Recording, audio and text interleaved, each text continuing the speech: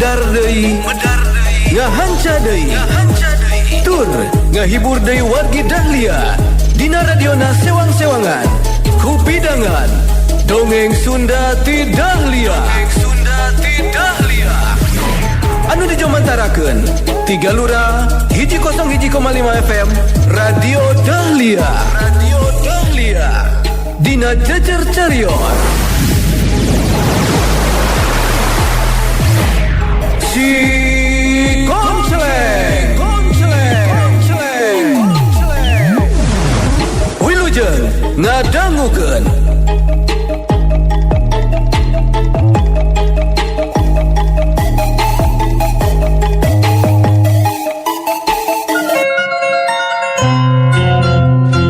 wargi Dahlia si Konceleng sareng santana nu janten putuna parantos dugi ka tempatna Eyang Widi Sakti kanggo nyampurnakeun ilmu pancabraja anu sejak diwariskeun atau diturunkeun ka santana gitu. Janten santana kedah tiasa ngawasa ilmu pancabraja sapinuhna sareng sena eta nembe disampurnakeun deui ku Eyang Widi Sakti anu maksadna pikeun nyegah atanapi ngalawan kagarangan si garang larang.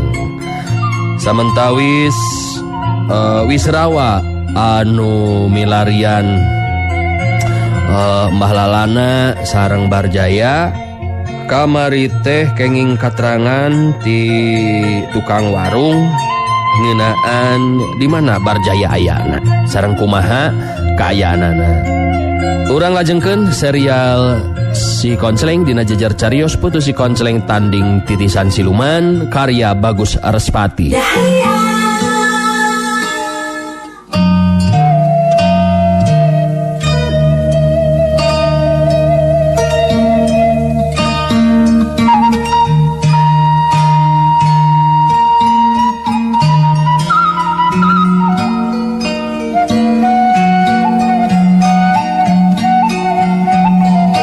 Wargi Dahlia kadatangan Wisrawa dibagiakeun ku Amadarkum jeung Ambu Oneng.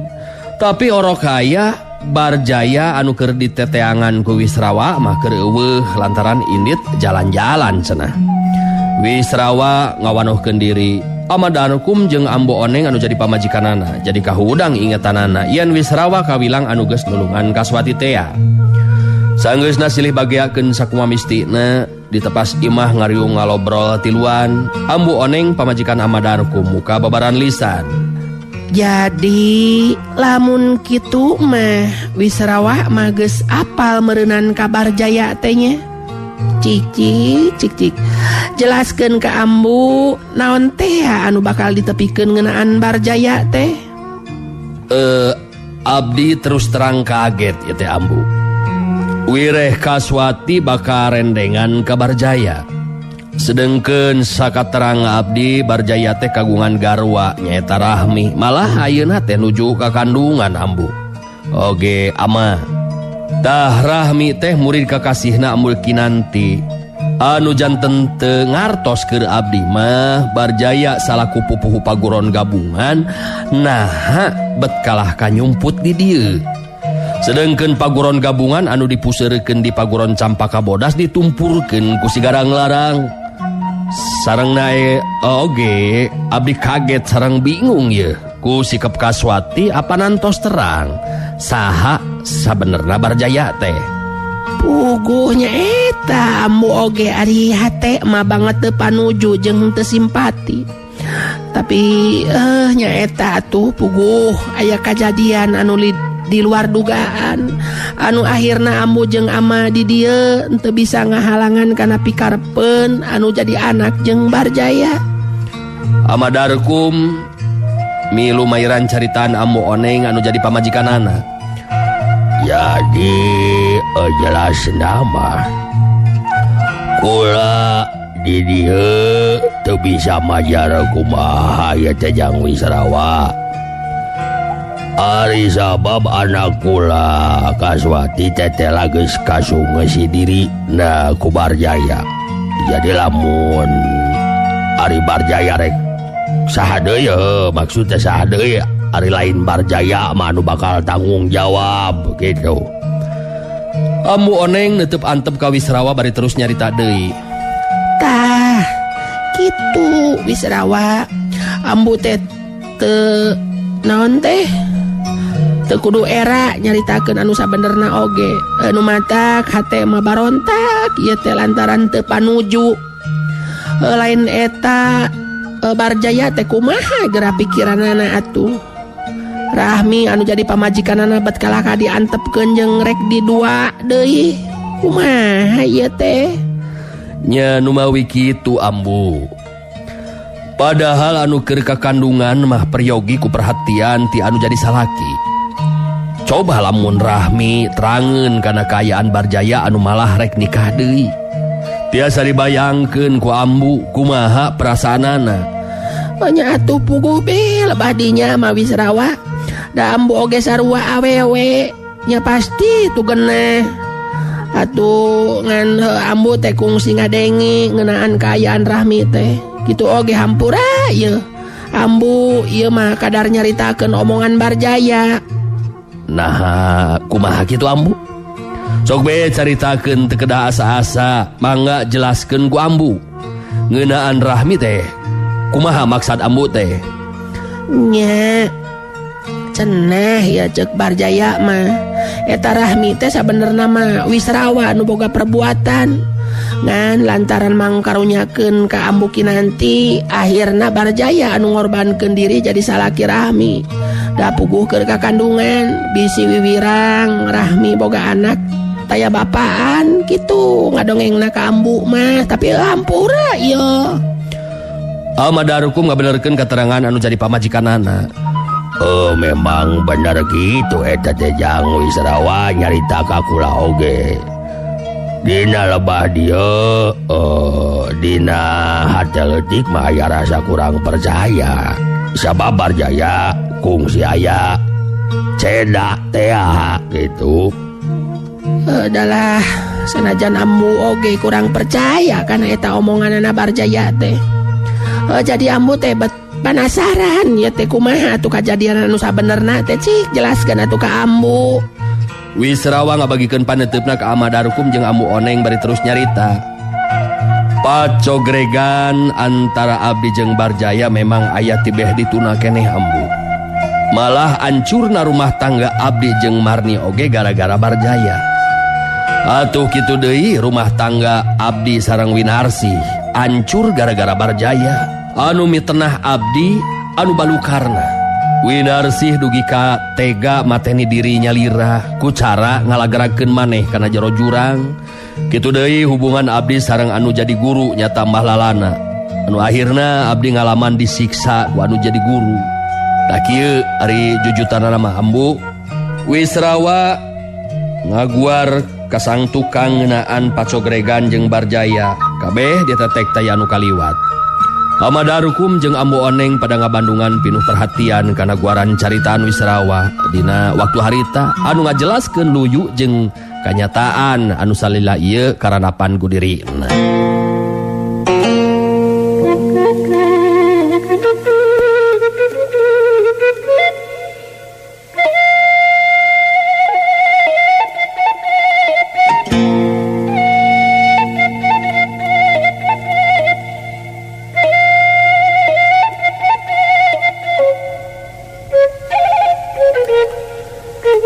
Wargi dahlia caturkeun di tempat sejen. Barjaya jeung Kaswati harita keur paduduaan aya di tempat iuh kawilang anggang ti pilemburan. Duanana paguneman ngeunaan lamaran kahirupan anu bakal disorang. Kaswati neuteub antep ka Barjaya bari terus muka babaran lisan. Ari abdi mah masih kene muncang caya Kang. Nah laras Kang Barjaya teh moal bade nganyerikeun ka abdi. Moal aya deui istri anu sanes anu kapilih ku Kang Barjaya. Anu akhirna engke abdi kasilihkeun ku eta istri. Eta anu dipiingis ku abdi teh Kang. Hari anu geulis bet masih kene cancaya kitu geuningan ka engkang. Atuh hari keur akang mah ti ayeuna kaharep geus moal arek mindahkeun deui perhatian ka wanita nu lain. Sabab moal aya nu mampu ngimbangan nandingan kagelisan kasatiaan Kaswati pujaan akang lahir jeung batin. Nanging aya nu nyarios ka abdi. Saurna Kang Barjaya memastikan dia tetep carogena Rahmi murid kakasihna Ambu Kinanti. Nah leres eta teh Kang Barjaya teh kedah jujur ka abdi. Kaswati bet kumasih kene kadinya bae obrolan teh. Ceuk akang oge sanajan bener batur mah nganggap akang teh salakina Rahmi. Tapi keur akang mah teu ngaku pamajikan ka Rahmi teh. Atuh piraku si Wisrawa anu boga tindakan naon? Anu boga tindakanana maksud akang teh. Terus akang anu kudu tanggung jawabna. Cek akang oge eta mah meungpeunan beungeut ku saweuy. Karunya ka Ambu Kinanti. Itu puguh akang jeung Rahmi teh tara sare bareng. Ya nuhun be atuh pami kitu mah Kang. Keur abdi tos moal janten leutik deui hate. Ai margi abdi percanten kana naon anu dilisankeun ku Kang Barjaya dina waktos ayeuna. Tah gitu atuh gelis. Tuh saksina ieu alam jeung pamandangan anu sakieu endahna gelis. Cinta jeung dedeh akang warobah sanajan nepikeun katutup zaman. Pilihan akang anu pasti ngan hiji nyata Kaswati. Dina kaayaan eta dua insan keur paguneman saperti kitu. Ngadadak aya sora anu seuri, bangun anu nyeungseurikeun caritaanana Barjaya. Dituturkeun ku jirim jalma anu datang, anu taya lianti Jaka Kembang geuningan. Puguh be Barjaya kaget anu lain dikieuna ningali kadatangan Jaka Kembang dina waktu harita. Jaka Kembang ditep seukeut ka Barjaya bari terus ngomong pinuh panghinaan.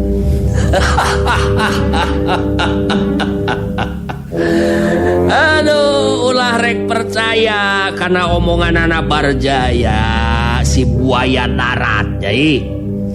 Caritaan jelema siga si Barjaya mah ngomong ayeuna teu kapake isuk. Lalaki burung si Barjaya banyai. Barjaya, kuring si Jaka Kembang ayeuna mah geus aya di pihakna si Garang Larang. Ilaing kaasup jalma anu keur diteteangan ku si Garang Larang pikeun diala nyawana. Sirah maneh kudu diala pikeun diserahkeun ka Nyai Wulung indungna si Garang Larang. Nu matak panggih di dieu kabeneran pisan. Jadi aing teu kudu hese neneangan. Beureum beungeut Barjaya ngadenge panghinaan ti Jaka Kembang saperti kitu teh. Montong padu engap ngomong teh Jaka Kembang. Dewek teu tarima kana caritaan si laing anu ngahina saperti kitu. Keur si Barjaya mah moal sieuneun ku jalma saperti Andika. Kaswati nyekelan leungeun katuhuna Barjaya, neuteup antep bari terus nyarita. Kang Barjaya, mending kene oge urang kantunkeun we ieu tempat teh Kang. Antep ulah dilayanan ieu jalma teh Kang. Abdi teu miharep upama dugikeun ka kedah aya kaributan. Hayu urang wangsul be ayeuna mah. Jaka Kembang seuri ngadenge pamenta Kaswati anu ngajakan Barjaya pikeun indit tinggalkeun eta petempatan.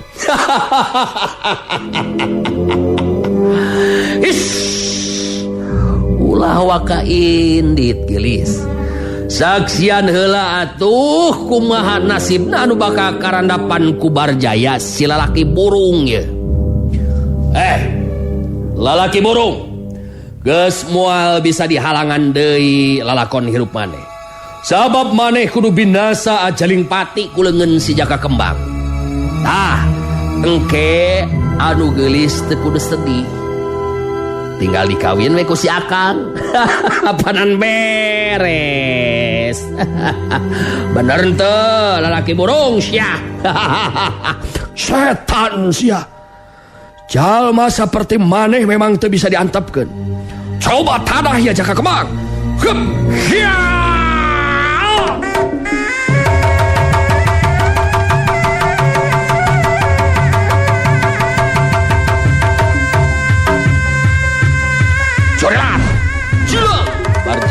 geus teu bisa nahan deui amarahna anu bedah waktu hari itu.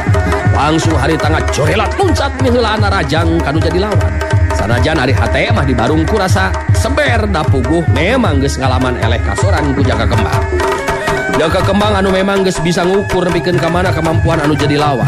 Sanajan Barjaya naker tanagana jeung pangartina tapi tetep kalah ka babangkieungan mangsa kabeunangan ku para rajang anu jadi lawan.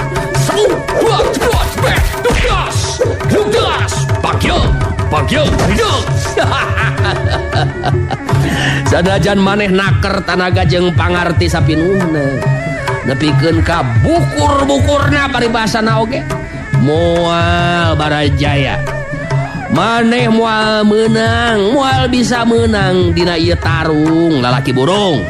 Sabab maneh bakal ajal binasa dina poe ieu. Sirah maneh pokona mah kudu bisa dibawa. Barjaya ngatur napasna bari jeung ngomong sorangan dina jero hate. Aduh, silaka. Aing moal aya nu nulungan kaya kieu mah. Boha-boha poe ieu panungtungan keur diri aing. Sangka hirup aing bakal ngesan dia patempatan. Binasa kuleungna si Jaka Kembang. Corelat, zileung Jaka Kembang corelat loncat narajang pikeun mungkas lumakuna eta tarung ngagunakeun tanaga lapisan sapinuh. Ningali Jaka Kembang narajang, gancang Barjaya narik awak Kaswati. Kaswati dijadikeun tameng hirup pikeun mapag datangna panarajang Jaka Kembang. Antukna Kaswati anu ngacerit terus ngajengkang ka tukang rubuh ka bebengkang geus teu bisa udang deui. Duak jeblok duak das jengkang gebuk.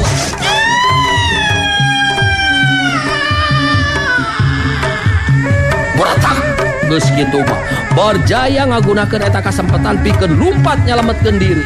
Geus teu malire deui kaayaan Kaswati.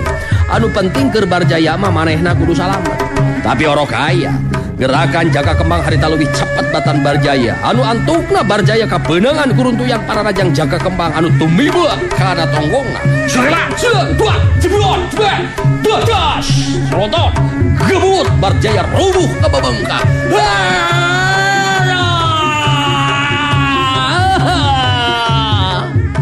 Ningali Barjaya rubuh nangkuban bari hahargungan nahan ka nyeri. Jaka Kembangan saukur siri sinis bari jeung sirahna gogodeg kana tingkah lakuna Barjaya anu tega ngajadikeun Kaswati pikeun jadi tameng hirup sangkan manehna bisa nyalametkeun diri. Jaka Kembang nyabut pedangna. Trak srebet. Buah rasa. Bari jeung ngulinkeun pedangna Jaka Kembang terus nyarita ditujukeun ka Barjaya. Barjaya, Barjaya. Dasar maneh eueuh ka eras ya. Awewe dijieun tameng pikeun kasalametan diri maneh. Bener-bener lalaki burung maneh Barjaya. Marukna maneh bisa kabur merenya ngaloloskeun diri koplok teh sia. Dengekeun ku jejewir maneh lalaki burung. Geus moal bisa diponah deui nasib anu bakal tumiba ka maneh Barjaya. Poe ieu mangrupa poe anu panungtungan mangsa peragat Jawa sia koplok. Ieu pedang anu sakieu seukeutna bakal nigas kana beheung sia. Sakali ngalekek sapat ta beheung teh sia. Anu saterusna sirah maneh bakal dipasrahkeun ka Nyai Wulung sia. Bener-bener maneh goreng milik Barjaya. Ayo geura pepatkeun jampe paes ya Barjaya. Jaka Kembang ngalengkahkeun sukuna bari leungeun katuhuna ngabar pedang. Sedengkeun Barjaya anu masih keneh nangkuban ukur bisa ngarahuh jero hatena. Barjaya ngarasa dirina geus taya harapan geusan mampu ngabebaskeun diri tina seukeutna pedang Jaka Kembang. Tapi lengkah suku Jaka Kembang kandeg eureun. Waktu aya jirim jalma anu anyar datang. Kaget anu lain dikieuna pikeun Jaka Kembang. Sabab anu datang ka dinya teh tetela Mbah Lalana geuningan anu langsung nyarita ka Jaka Kembang. Buat kawas lain lalagi saja Jaka. Rek binasa ka jalma anu geus teu daya, anu teu bisa ngalawan. Ratu kutang ngedungan jeung ngaran. Geura sadar eling Jaka. Ulah depan nuju we da tindakan. Jaka Kembang neuteuk seukeut ka Mbah Lalana bari terus nyarita. Mbah Lalana, di antara urang geus taya hubungan guru jeung murid deui. Sabab kuring ayeuna keur kuring anjeun teh jadi guru anu teu adil. Bukti teu adilna Mbah Lalana nyata nurunkeun ilmu ka si Wisrawa anu kawilang ilmu anu leuwih punjul. Nu mata keur kuring leuwih hade biluk jadi balada si garang larang. Nya aling ngelung ka sarung mane jalu. Bet jadi salah haratigi geuning aja. Padahal gulan teu rumasa pilih kasih dina nurunkeun ilmu. Sakudona ilaing ganjang sadar biluk kasih garang larang ngandung harti ngabakti karena kejahatan. Buahna teh matak jilaka ka diri sorangan. Mundelik sapasang panon Jaka Kembang di papatahan kudu jadi guruna teh. Bari jeung jebi Jaka Kembang terus ngomong deui. Halah, menggeus deuleu teu kudu mamatahan deui Mbah Lalana. Kuring geus teu butuh ku pituah ayeuna mah. Geus olap kuring ngadenge pituah di Andika mah. Nu ceuk kuring eueuh mangpaatna sama sakali Mbah Lalana. Pokona mah ieu si Barjaya kudu dibawa sirahna ka alas waringin. Luyu jeung pamentana Nyai Wulung indungna si garang larang. Anu matak Andika ulah rek coba-coba ngahalangan kana tindakan kuring. Jaka Kembang memang geus teu neuneun deui rasa hormat ka Mbah Lalana anu dianggapna geus lain guru manehna deui. Ningali sikap jeung caritaan ti Jaka Kembang anu saperti kitu, Mbah Lalana masih kena tetap tenang, masih kena bisa ngadalikeun diri. Sedengkeun Jaka Kembang langsung nangtukeun sikapna, pikeun ngalakukeun tindakan ka Mbah Lalana upama keukeuh ngahalangan kana tindakanana dina waktu harita.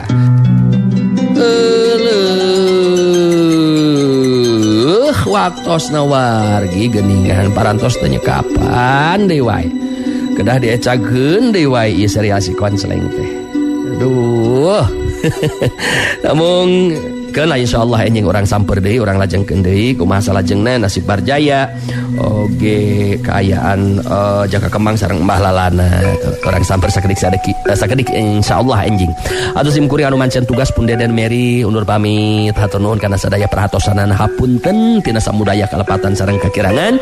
Wilujeng kantun permios. Assalamualaikum warahmatullahi wabarakatuh. Panteng radio, panteng Dahlia, enak-enak langgamnya Dahlia perunggah.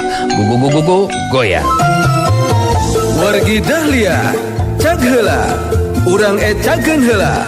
Dugi ka dieu, dongeng Sunda ti Dahlia dina dinten ieu. Dina carios si Konceleng. Tong hilap ulah dugi ka kantun. Enjing patepang dangu deui dina acara sareng tempat anu sami mung di 101,5 FM Radio Dahlia. Wilujeng kantun permios.